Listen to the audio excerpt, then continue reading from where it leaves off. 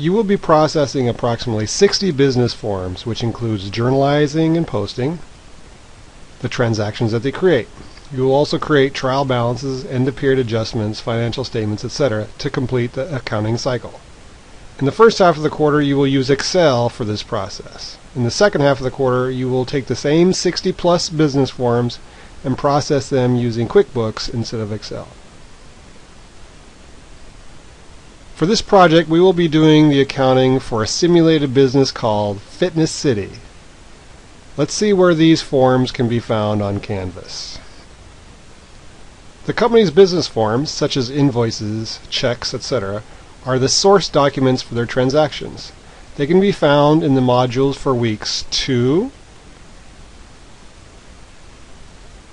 3, 4, and 5.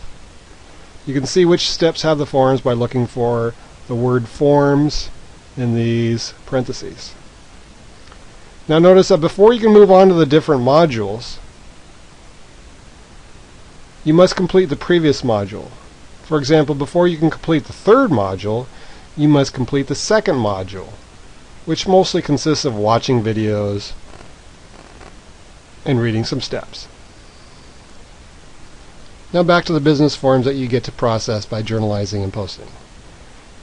There are a little more than 60 of these forms. Let's take a look at forms 1 and 2.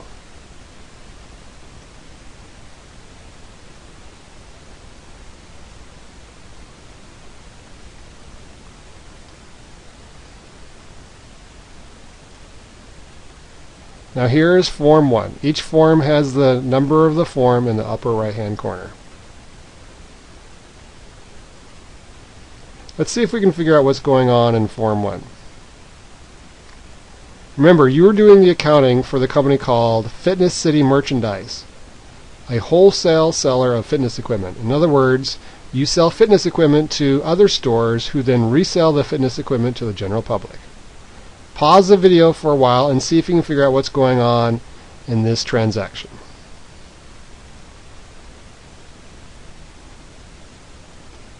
So what is going on in Form 1? What is Fitness City doing?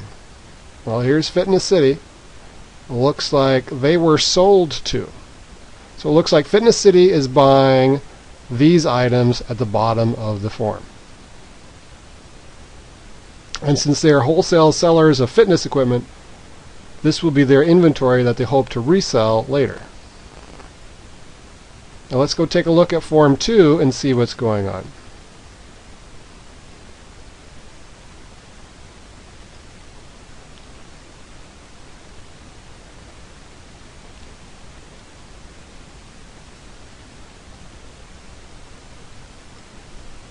Remember, you are the accountant for Fitness City.